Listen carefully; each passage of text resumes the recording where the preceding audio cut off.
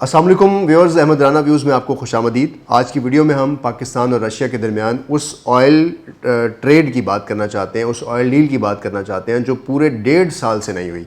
Ex prime minister of Pakistan Imran Khan साहब जब इस डील के बारे में ये कह रहे थे कि हमने डील तकरीबन फाइनलाइज़ कर ली थी, 1 महीने के बाद पाकिस्तान के अंदर सस्ता तरीन जो तेल है, जो कि इस वक्त पाकिस्तान का सबसे बड़ा मसला है, वो पहुंच रहा है।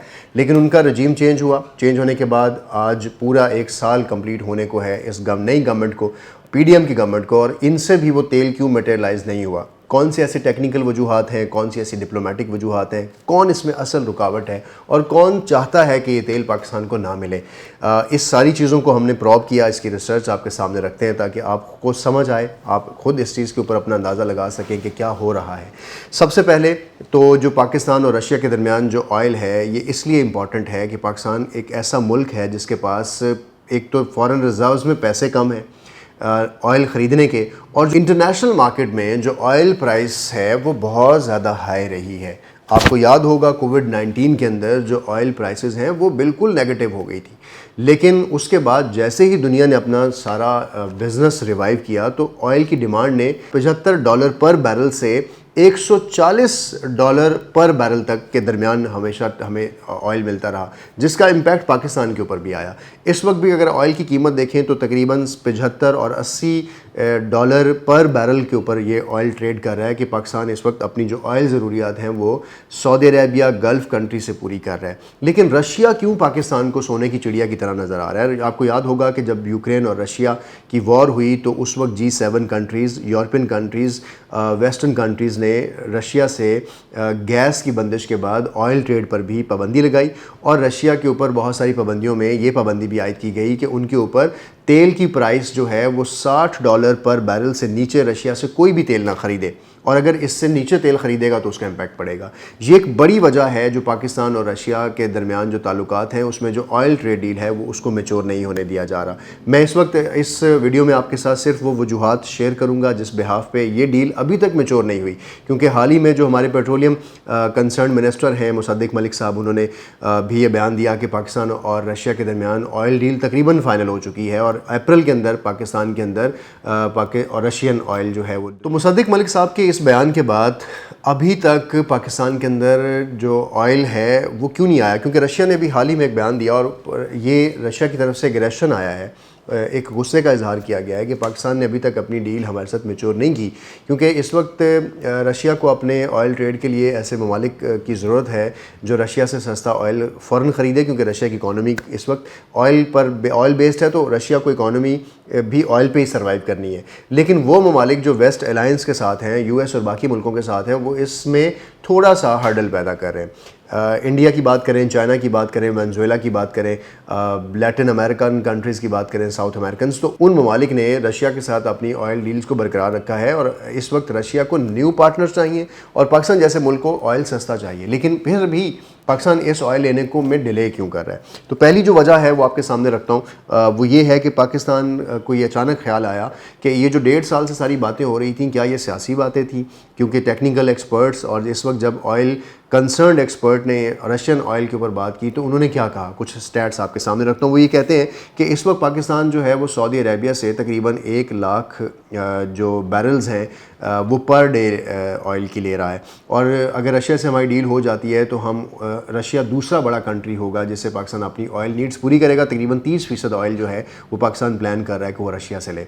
एक्सपर्ट्स ये कहते हैं कि जो ऑयल हम जो क्रूड ऑयल हम लेते हैं सऊदी अरेबिया से और जो ऑयल पाकिस्तान की रिफाइनरीज में आके रिफाइंड होगा तो उसमें क्या बचता है कि पाकिस्तान के अंदर आने वाला जो क्रूड ऑयल है उसमें जो हाई स्पीड डीजल है उसमें से जो सऊदी अरेबिया का क्रूड ऑयल है उसमें से 45% डीजल निकलता है, और जो फर्नेस ऑयल है उसमें से 25% निकलता है।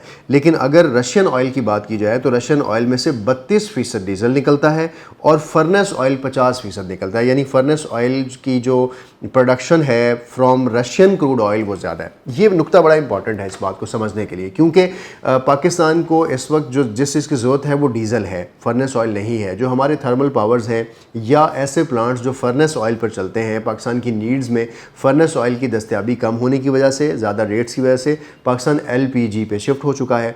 इस वजह से पाकिस्तान की थर्मल्स को भी इस वक्त फर्नेस ऑयल नहीं LPG गैस चाहिए, इसलिए फर्नेस ऑयल पाकिस्तान को अट्रैक्ट नहीं कर रहा। तो अब अगर रशिया से हम लेते हैं तो रशिया के जो क्रूड ऑयल है उसमें से सिर्फ 32% डीजल निकलेगा और 50% उसमें से फर्नेस ऑयल निकलेगा। तो अचानक एक्सपर्ट्स को ख्याल आया कि ये डील फिर अच्छी कैसे हुई। अगर हम रशिया से सस्ता तेल लेते हैं तो अल्टीमेटली जो हमारी कॉस्ट एंड बेनिफिट एनालिसिस है वो हमें इस डील के साथ सपोर्ट नहीं होता। अच्छा, दैट इज़ वेरी इंटरेस्टिंग। एक और चीज़ जो दूसरी बड़ी रीज़न है जो इसमें रुकावट बन रही है वो ये कि जो G7 कंट्रीज़ हैं ये वो ममालिक हैं जिन्होंने यूक्रेन वॉर के बाद रशिया के ऊपर एक प्राइस कैप लगाया कि जो मुल्क भी रशिया से ऑयल ख़रीदेंगे वो $60 पर बैरल से नीचे नहीं जा सकते। पाकिस्तान की डिमांड है रशिया के साथ कि उसको पाकिस्तान को तकरीबन $50 फ़ी बैरल तक अगर रशिया से तेल मिलता है तो ये इसकी ज़रूरियात पूरी कर सकेगा, क्योंकि इसके अंदर जो ट्रांसपोर्टेशन चार्जेस हैं, इंश्योरेंस चार्जेस हैं और फिर ज़ाहिर एक डिप्लोमेटिक कॉस्ट है। ज़ाहिर है G7 कंट्रीज़ के साथ एक रिफ्ट है, US के प्रेशर के होते हुए, यूरोपीय यूनियन के प्रेशर के होते हुए पाकिस्तान रशिया से तेल की डील कर रहा है, तो ये प्रेशर भी पाकिस्तान के ऊपर मौजूद है। तो ये भी इनको अचानक ख्याल आया कि आप अपनी डिप्लोमेटिक जो रिलेशंस हैं उससे को भी तो कहीं कॉम्प्रोमाइज़ नहीं कर लेंगे इस तेल को लेते हुए। ये एक दूसरी बड़ी वजह है। और इसके साथ साथ पाकिस्तान को अमेरिका ने भी वाज़ेह तौर पे कहा कि आप रशिया से कोई भी डील करें तो उसमें ज़रा मोहतात रहें। फिर पाक US रिलेशन के ऊपर भी इसका इम्पैक्ट नज़र आ रहा था और ये कहा गया कि आप जो ताजिकिस्तान, अफ़गानिस्तान, पाकिस्तान और इंडिया के दरमियान जो पाइपलाइन है तापी, उसके ऊपर डिपेंडेंट हों, उसके ऊपर इन्हिसार करें। हम आपको एक और अपॉर्चुनिटी देते हैं। कासत 1000 एक प्रोजेक्ट है। तो ये जो चीज़ें US डिप्लोमेसी और रशियन डिप्लोमेसी के दरमियान पाकिस्तान की फॉरेन पॉलिसी के ऊपर भी ये तेल लेना एक चैलेंजिंग सूरत हाल है। इसमें एक और जो इम्पॉर्टेंट चीज़ है वो ये कि जो स्टेक होल्डर्स हैं, पाकिस्तान की oil industry mostly Karachi based है, उनको इसमें ऑन बोर्ड नहीं लिया गया। इसमें शामिल होने वाले जितने भी स्टेक होल्डर्स हैं उनके साथ वो मुशावरत नहीं की गई कि इस तेल को लेने में कि क्या मैकेनिज़्म शामिल होगा।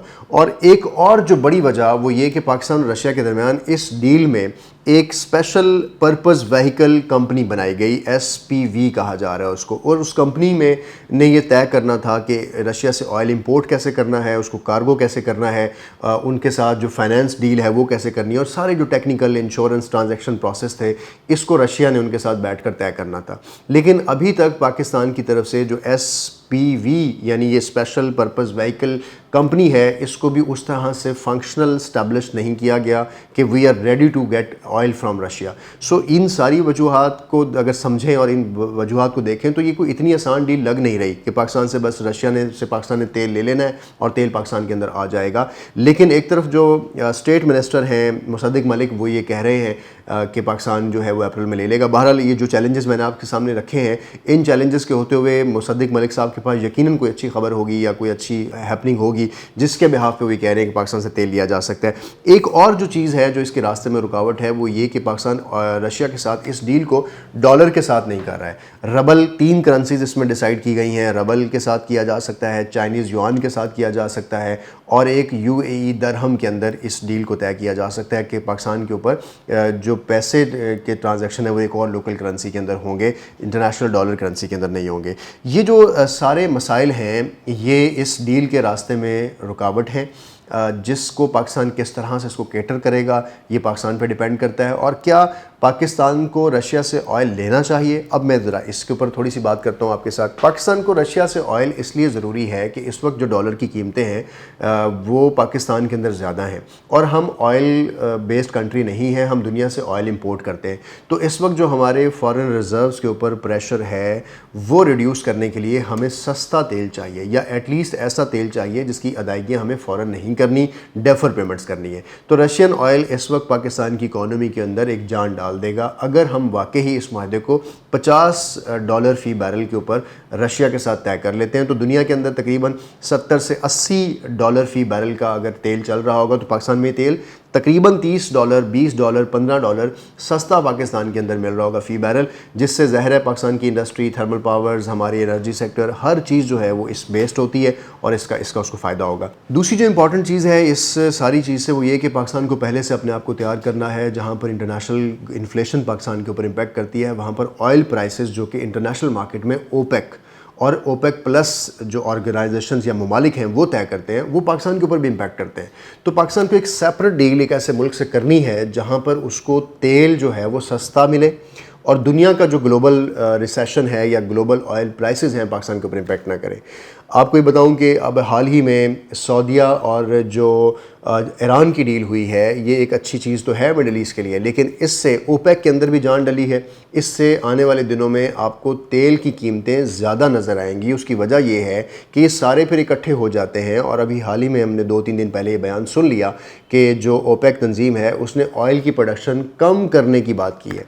ऑयल की प्रोडक्शन जब कम करने की बात की जाती है तो याद रखिएगा कि जब ऑयल की प्रोडक्शन कम होगी तो जो फिर अवेलेबल ऑयल होगा उसकी डिमांड ज़्यादा होगी। जब डिमांड ज़्यादा होगी तो ऑयल प्राइसेस एक दफ़ा दोबारा शूट करेंगे। तो इस वक्त जो ओपेक ने डिसाइड किया है, जिसमें रशिया भी शामिल हुआ है, ओपेक ने इस वक्त तकरीबन 5-10 लाख बैरल पर डे जो है वो सऊदी अरेबिया ने और इराक़ ने कम करने की बात की है। 5 लाख पर बैरल पर डे जो है वो रशिया ने करने की बात की है by the end of this year. So इस चीज़ से ये लग रहा है, और फिर नए जो ममालिक हैं मिडल ईस्ट के अंदर जो डेवलपमेंट्स हैं उससे ये लग रहा है कि आने वाले दिनों में तेल की कीमतें बढ़ेंगी और पाकिस्तान के ऊपर एक और दफ़ा क्राइसिस की सूरत हाल पैदा हो सकती है। तो इसलिए ये बहुत ज़रूरी है कि हम इस सारी डील को जो रशिया के साथ हुई है उसको एक तो आवाम के सामने रखें कि वो क्या हुई है, और उस डील के अंदर हम अपने डिप्लोमेटिक ऑफिस को कैसे इंगेज करेंगे ये भी बताया जाए। और ज़ाहिर है इसके फ़ायदे हैं और इस फ़ायदों से हम किस तरह से मुस्तफ़ीद हो सकते हैं, या दोबारा से इस वक्त जो गवर्नमेंट की कोई डायरेक्शन नहीं है, कोई फॉरेन ऑफिस को रिप्रेजेंट करता समझ नहीं आता, मुल्क के अंदर क्राइसिस की सूरत हाल है, आवाम जो है वो परेशान हो रही है, इस क्राइसिस से कैसे निकलेंगे। आपके सामने ये सारे हक़ाइक़ और जो टेक्निकल पॉइंट्स थे वो रखना इसलिए ज़रूरी था ताकि आप लोगों को भी पता हो कि ये कुछ बैक एंड पे चल रहा है, इस डील को मैच्योर होने में कौन सी रुकावटें हैं। अपना रखें बहुत सा ख्याल, देखते रहें यार व्यूज़।